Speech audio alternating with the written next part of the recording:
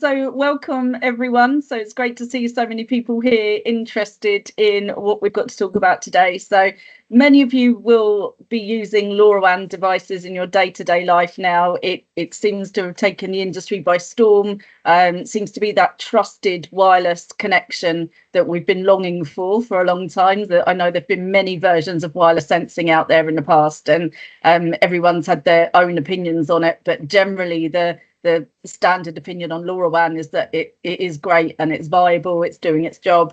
And obviously, as we at Sontay are very, very interested in sensing devices, we have developed our own version and we've made ourselves become experts in LoRaWAN because it's very important to us as the future.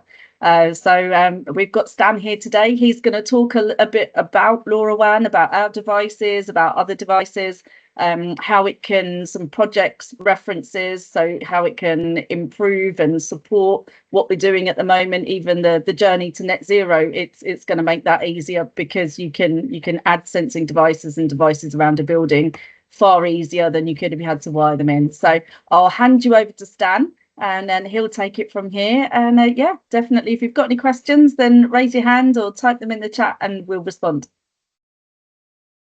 Perfect. Lovely. Thank you very much, Stacey.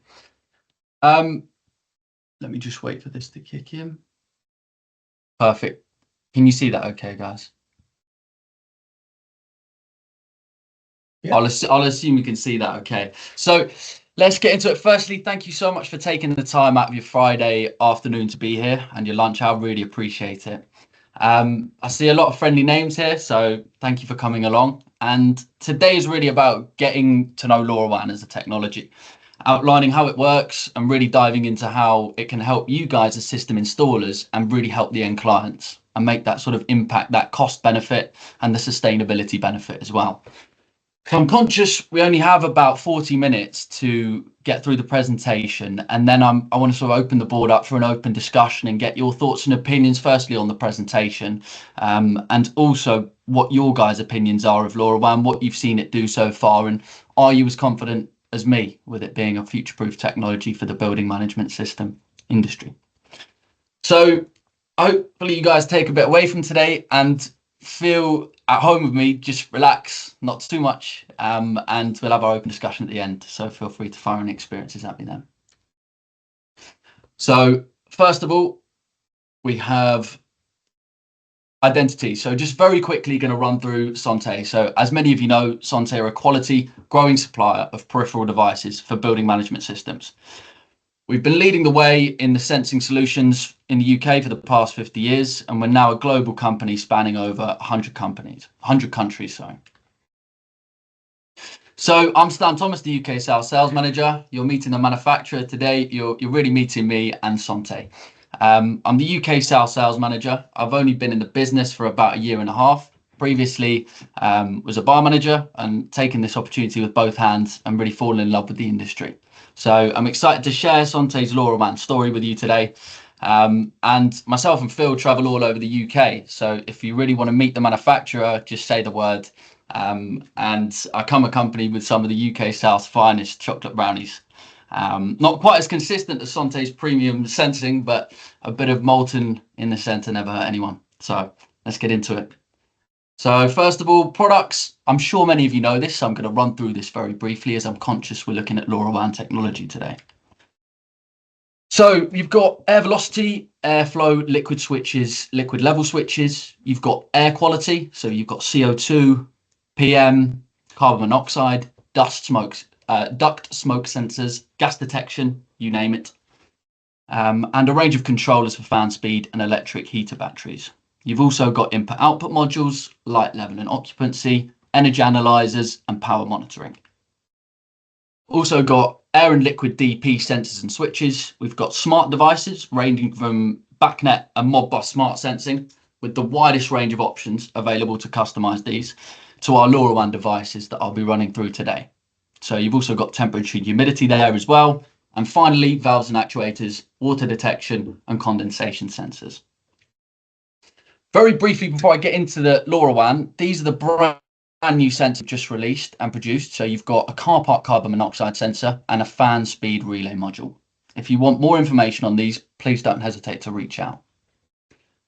So without further ado, into LoRaWAN. So the objectives of today are to introduce you into LoRaWAN, what it is as a technology, and really delve into the benefits of for a system installer and for the end clients. So how can you really sell this effectively sell this LoRaWAN technology to the end users?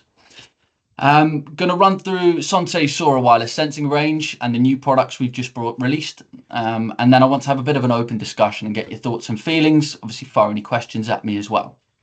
I'm conscious we only have about 35 minutes now. So if you've got questions, ideally save them to the end. But if you think it would be beneficial for everyone in the room, please do raise your hand and start speaking. I can't actually see the raising the hand icon. So just interrupt me and start speaking. I'll give you a shout if anyone. Perfect. That's brilliant. Thank you very much, Rachel. So what is LoRaWAN? It's in the name, long range wide area network. It's why it's perfect for building management systems. So we'll dive into why that is in the next slide, why it's got that long range. So it originated in 2010, where the chirp spread spectrum was used by the military for robust communications. And people are still questioning its reliability, even though it's originated from the military, from robust communication. I think back in 2010 we had Blackberries, and now we've got the iPhone 16. So that just shows you how far technology's come in that time period, as well as LoRaWAN. It's no different from the iPhone 10, bear in mind, or the iPhone 7. It's just a slightly bigger screen and a bit quicker processing, but they'll get you every time. So LoRaWAN Alliance is another thing to highlight here. So the LoRaWAN Alliance is set up currently to support the future-proofing of LoRaWAN as a technology. There are over 500 companies behind this, including Amazon and Cisco, which are all collaborating to develop and promote the LoRaWAN standard and make sure it's future-proof and secure. So if that doesn't give you confidence for its future-proofing, I'm not sure what will. Next, we've got how does it work? So how does it have this long range? Everyone raves about this long range, but why? So it's got a low frequency operation. So LoRaWAN operates in the sub-gigahertz frequencies, which is 868 in Europe. These lower frequencies experience less attenuation, which is essentially resistance when it travels through material, compared to higher frequencies like Wi-Fi and 3G. So you might find your Wi-Fi doesn't reach to the other end of the house. This LoRaWAN will, as it's on a longer wavelength. I think about it sort of cutting through. It's got robust modulation. So the chirp spread spectrum modulation used by LoRaWAN provides robustness against scattering. So it spreads the signal across a wide frequency range, making it less susceptible to the effects of scattering. Scattering is just when it simply bounces off large pillars, for example, in a building. It's got an adaptive data rate, which I'll explain slightly more simply later in the slides, but LoRaWAN uses adaptive data rate to optimize data rates and transmission power. So it compensates for varying levels of attenuation, so how much is in the way, by adjusting these parameters to maintain reliable communication. So if, I'll explain it in a couple of slides time. I get excited about this, so I don't want to, let's get on to the next one. Building automation. So this is what's used in. So it's been used in building automation for the past sort of 3 or 4 years, possibly even more. It's being used in smart cities for outdoor air quality and weather monitoring. Environmental tracking is a very popular one at the moment, and so is energy management. So we'll go through a couple of products that can cover those shortly. Ideal applications. So, I mean, the ideal applications are endless now with the new sensors we've released, but just as an example, you could put them in hospitals. So the Royal Hospital for Neurodisabilities couldn't run cable through the walls. It's a listed building, so we proposed, after a personal site visit and range testing, the optimum placement for the hubs and gateways, and then it allows you to easily install, and you can be extremely flexible as to where you place these sensors as well. It's in listed buildings in Essex. It's in the Royal Museum of Fine Arts in Antwerp. It's in the Church of England all over the country, and it's in multiple schools and universities. It's in Gatwick Airport. It's in a mall in Dubai.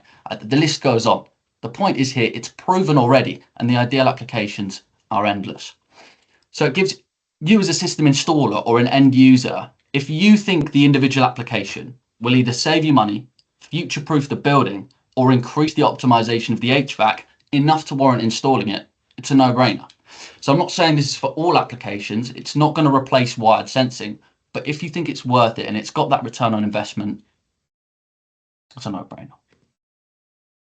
So these are the Sora sensors and devices. This is our generation 1. So as you know, sensing is Sontay's bread and butter, and these sensors transmit data periodically, anywhere between 30 seconds to 30 minutes. We've re-engineered the PCBs to be compatible with the LoRaWAN technology, and these don't just come in CO2, temperature and humidity, duct and space sensors, but you've also got immersion, clamp-on, which is very popular for Legionella testing and compliance. You've got flying leads, and you've got outdoor air temperature as well. So the important thing to note here is there's no loss in accuracy compared to the wired sensors. And some of the sensors we have showing you down the line in a couple of slides to come have far greater accuracy for more critical conditions. Next, you've got battery life. So one of the only barriers as such for the LoRaWAN to be installed is battery life. But according to this graph, you can see it's not a problem. A free point you get on the hub as well is a battery level. So you can configure alarms in the BMS to let you know as and when you're below, say, 20% battery, in which case you can go in as a system installer and replace the batteries as a service charge. In Gatwick last week, after 1 year and 6 months of CO2 temperature and humidity sensors, they're still on 100%.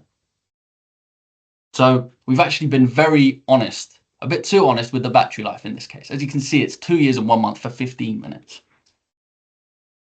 So you can power these should you need it, less than a minute.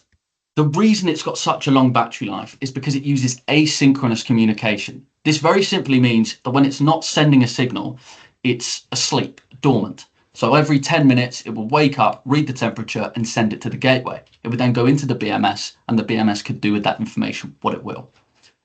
There's also billions of dollars going into battery cell technology, so I can confidently say these batteries will be far more efficient in 5 years' time, especially with the advancements in AI we're seeing. It's a no-brainer. Again, future-proofing the technology. So I'll give you a second just to read through this. I put this together the other day. Bear in mind this is not including an upfront cost of a hub, but you can see the difference between the cost of a wired sensor versus a Sontay wireless sensor. And as you can see at the bottom, this is approximate. This is depending what values you're putting on the sensor.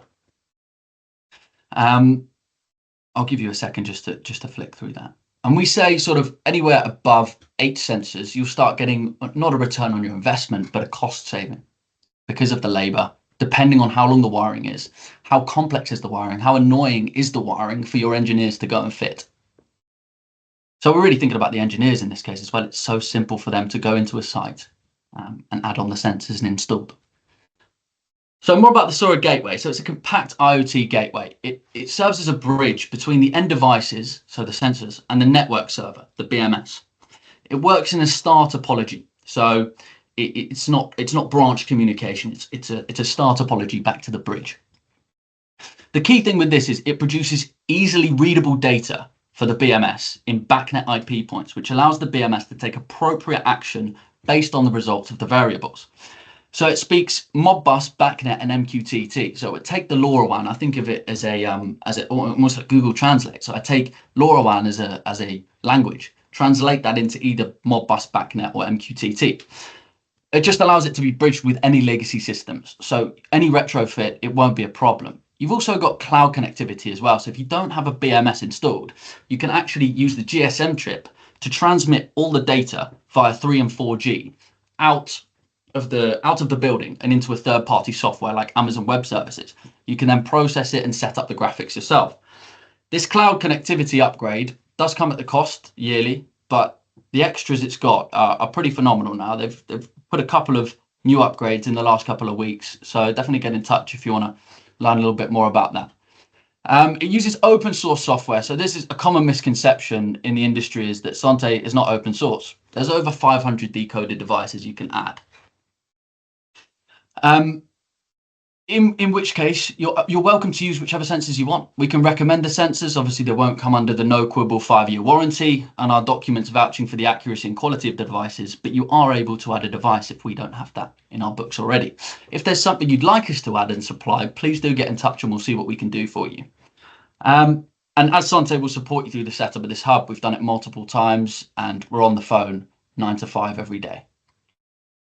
So you've also got multiple protocols and license upgrades here. So the point system, very briefly, I'm conscious of time here, but each point is a variable. So temperature and humidity sensor would be 2 points. Therefore, on that 100-point hub, I'm not sure how small that is at the bottom if you can read that, but on the left-hand side, you've got 100 points there. You could fit 50 temperature and humidity sensors on there.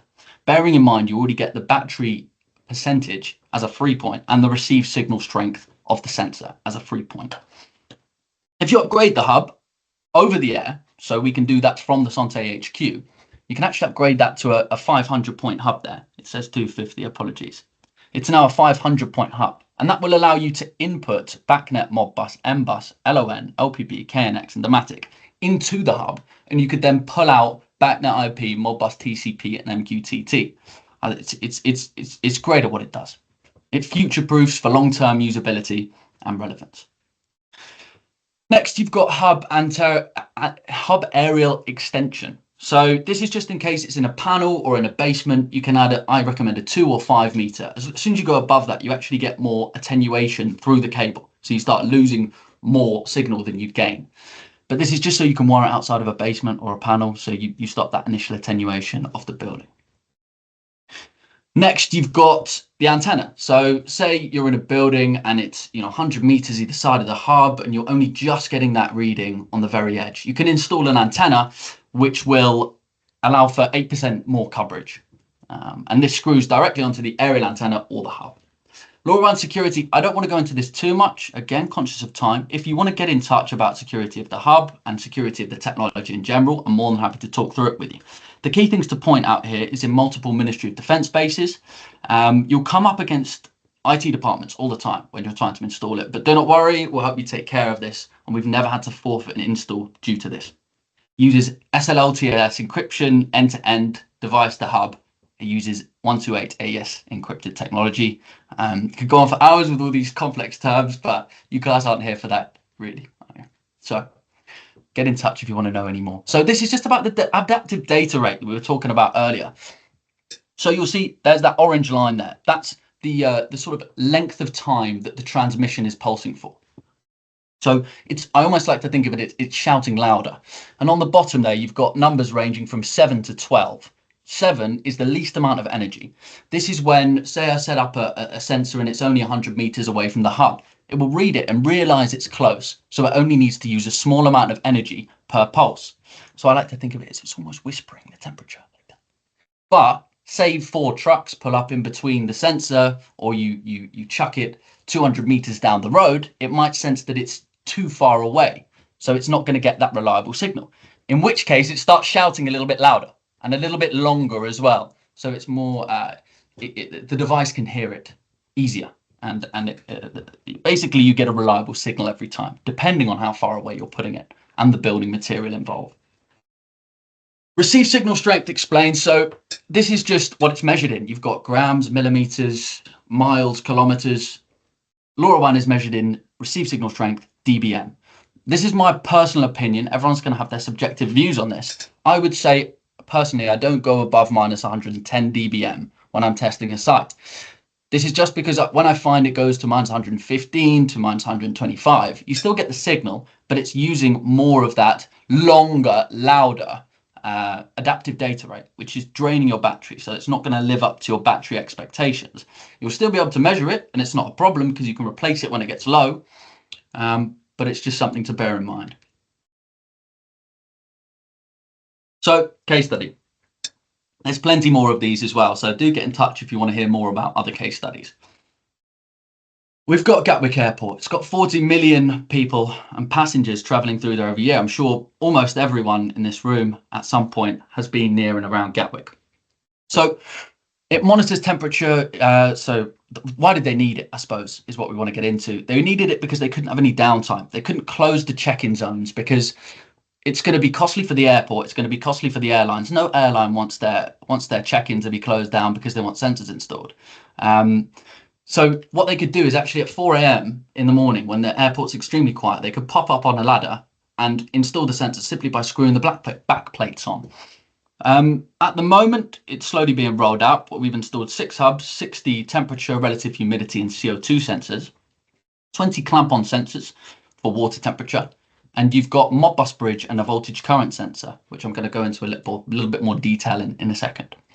So this is chosen for the long range, fast install, and no wiring. And as I said, the most important thing there to highlight as well is 1 year and 6 months in, batteries are still at 100%. So LoRaWAN and sustainability, this is just sort of relating it to the end clients, I suppose, and their goals. So why are you going to want to quickly and scalably install more sensors in buildings in the coming years? I'll go into that next slide. It's because of compliance and reporting, but essentially, because of the pulse counters, you can now continuously track electricity, water, and data and gas usage so much easier than you previously could, and for a fraction of the cost. You've also got low-cost occupancy sensors, which can track long-term and short-term data building usage, and you've got TRVs that can schedule heating from the BMS. A lot of these places I go into have got the heating on 24/7, and no one twists the little knob at the left of the radiator up and down. They either whack it all the way on and all the way off, and typically it's all the way on with the window open. This allows you to schedule it. I'll go into that in a bit more detail in a bit. But enables live insights, and the amount of progress we're seeing with this AI, it's not really going to be AI, I suppose. It's more going to be improved logic in the controllers and in the systems itself.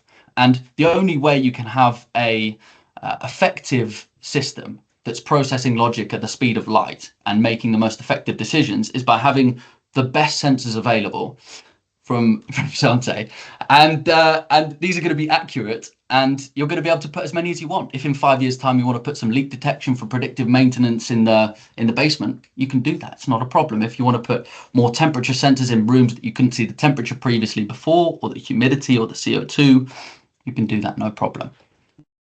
So really, for your end users, the compliance and reporting is going to go up drastically in the next couple of years. This is because everyone's committed to net zero by 2030, which is fairly unreasonable in most cases, if we're being perfectly honest with ourselves. The only way you're going to get remotely close is by having more data that you can do more effective and optimized systems. So you can easily track and report on carbon usage and the indoor air quality. So indoor air quality was a big thing after COVID and still is. So you can comply with well and reset compliance there. And there's so many carbon restrictions that are slowly being implemented on how much you can use in a building.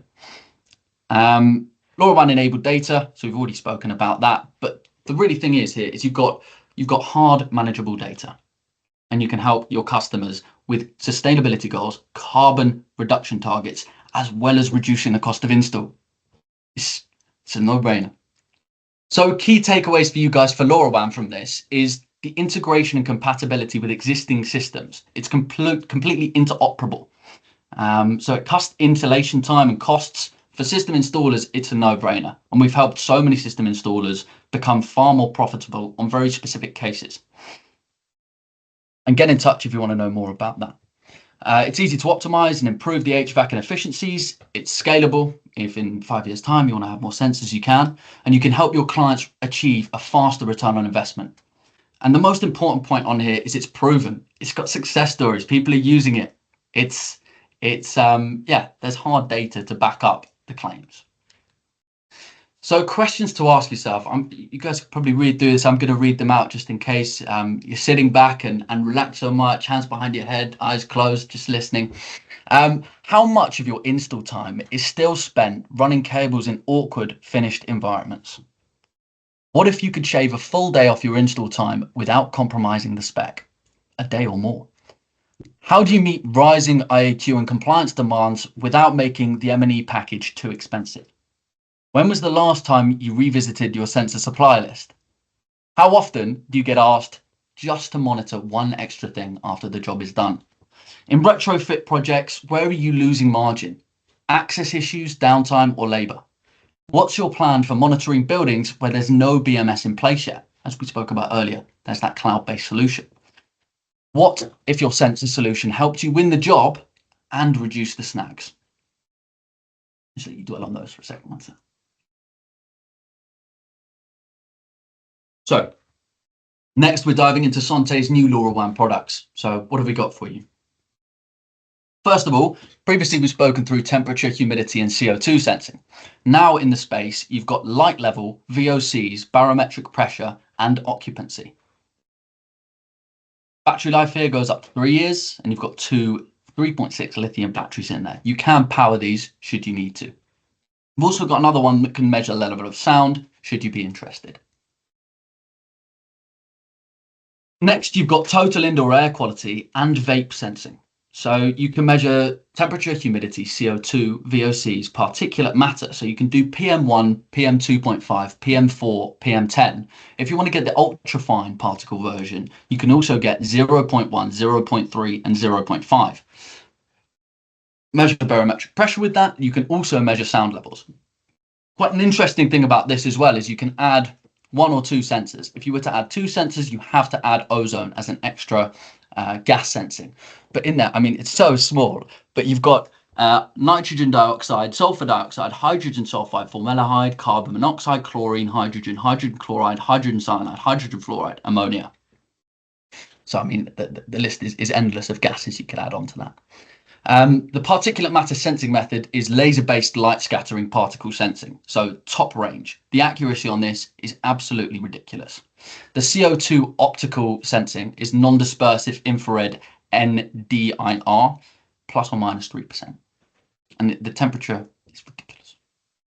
Get in touch if you want to know more about that. LoRaWAN indoor air quality monitoring enhanced. So this has actually got a small fan on the inside so it can pull in air, so it can cover a much wider range. It comes with oxygen as a standard, including all the other variables we just mentioned. This would have to be powered by a 12 to 24 volt DC.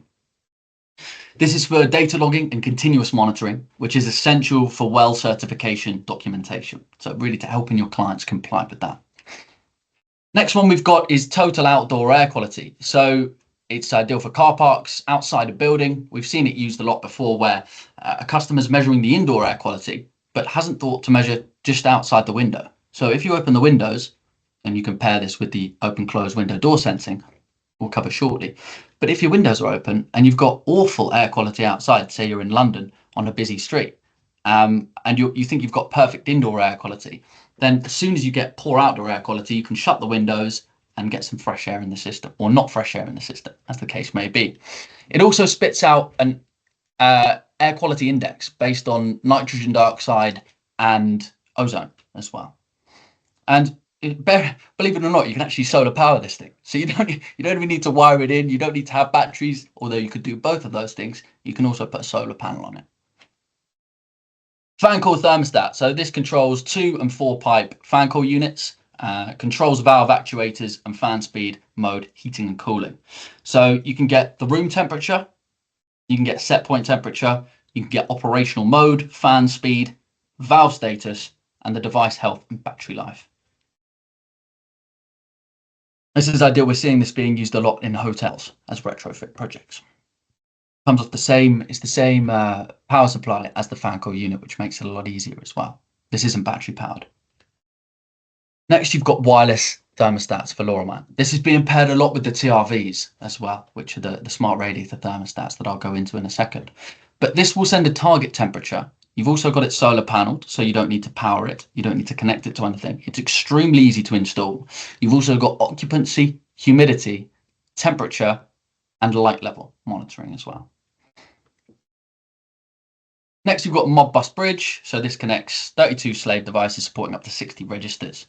It's DIMM rail mountable, and it's great for basically taking any metering speaking Modbus and transmitting it wirelessly. You might have had a case before where your meters are 500 meters down the road.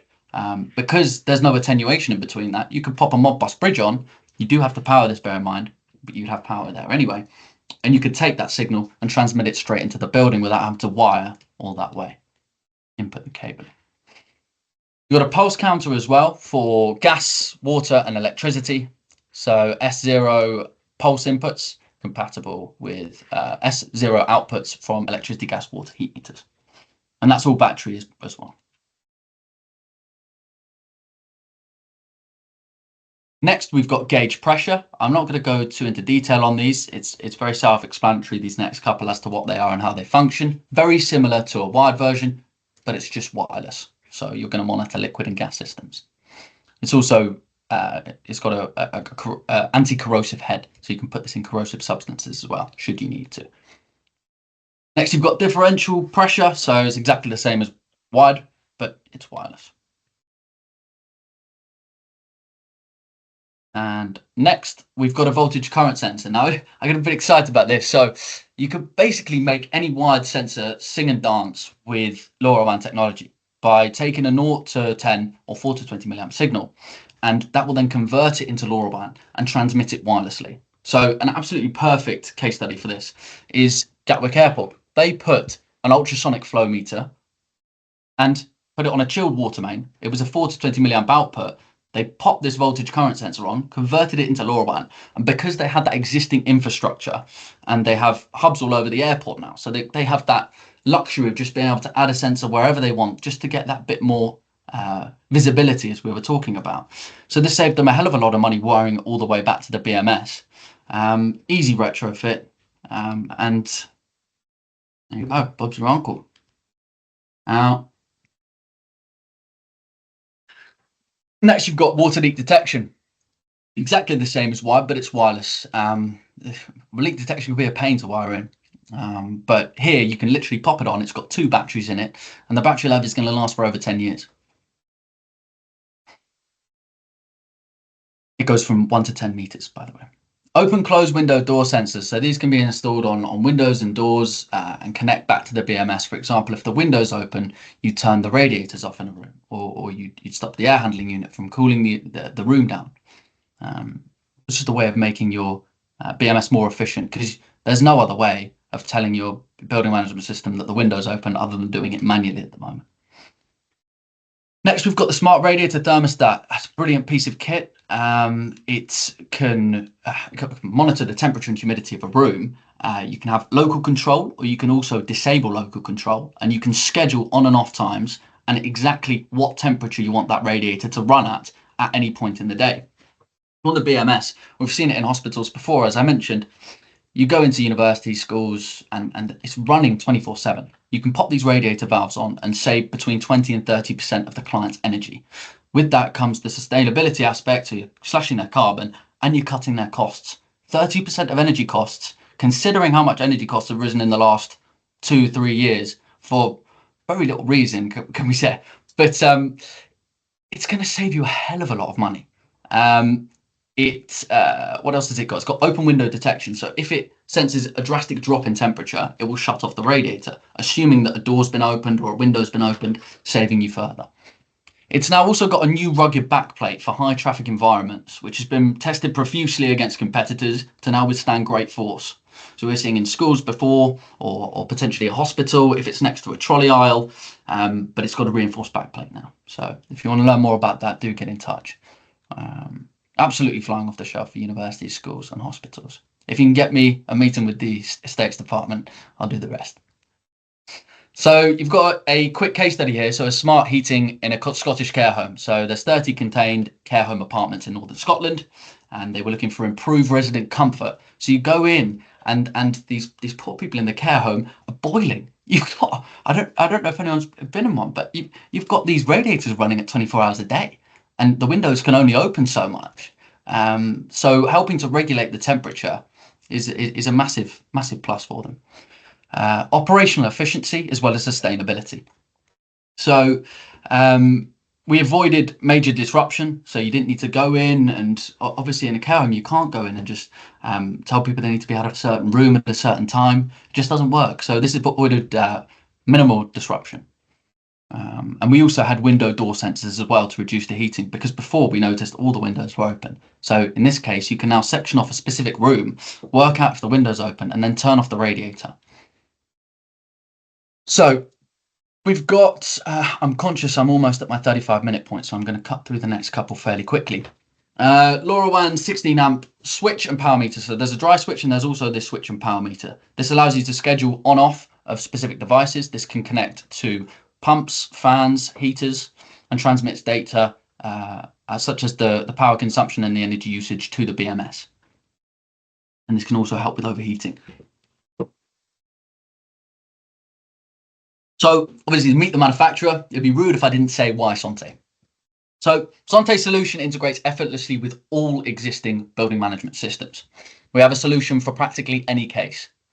It ensures long-term scalability and cost savings for your end users. You spend a bit more on the CapEx and you're going to spend a lot less on the OpEx.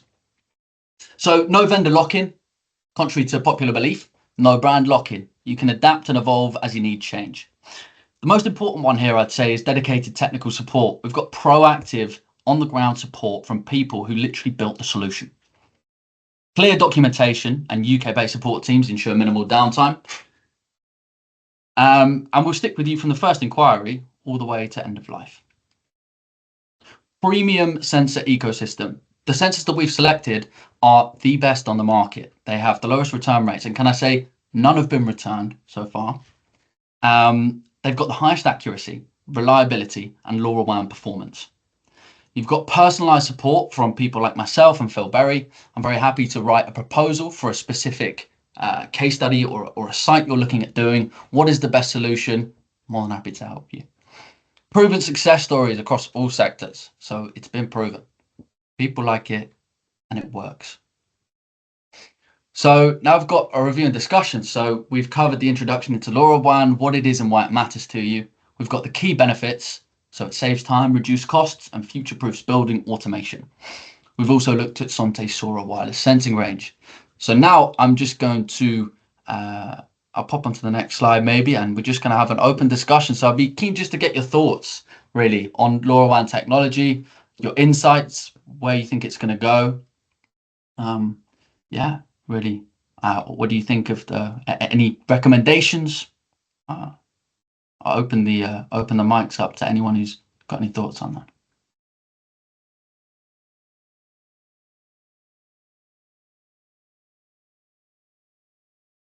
You might have stunned people into silence, I think, Stan. Scared them off. There's no one here. I can't even see who's on. Hi Stan, it's Nick Mulby here from Synopsys. Hello, sir. How you doing? Yeah, not bad. Just to clarify, and this is obviously you'll see where I'm coming from when you know what Synopsys do. The gateway you have converts from your sensor signal over the LoRaWAN, and does that then convert it to a BACnet or a Modbus output to feed to the BMS? Is that how the train happens? Yeah, so it goes straight into the Ethernet cable, which would then sit on the BMS as IP. Yeah. Okay, but you can select then to do that via BACnet or Modbus IP, can you? Yeah, exactly that. Okay. Or MQTT should you need. Yeah, I just wanted to clarify that point because it's obviously something that we do quite a lot of. Yeah. No, you do. Thank you, Nick.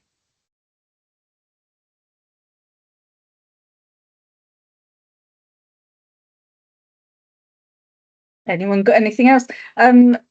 So how many of you around the table, I guess, give a thumbs up if you have used LoRaWAN?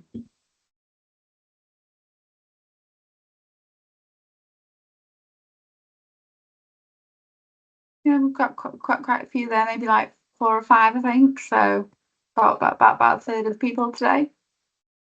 Okay, that's good, but not everyone. So it still is quite new then.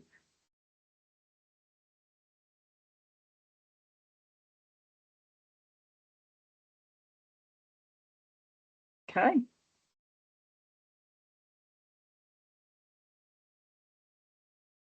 Okay, so I don't know if anyone's got any questions for Stan or anything that they want to discuss about LoRaWAN, or if not, then obviously we're happy to give you guys an extra 15 minutes back of your lunch hour if that's what you want.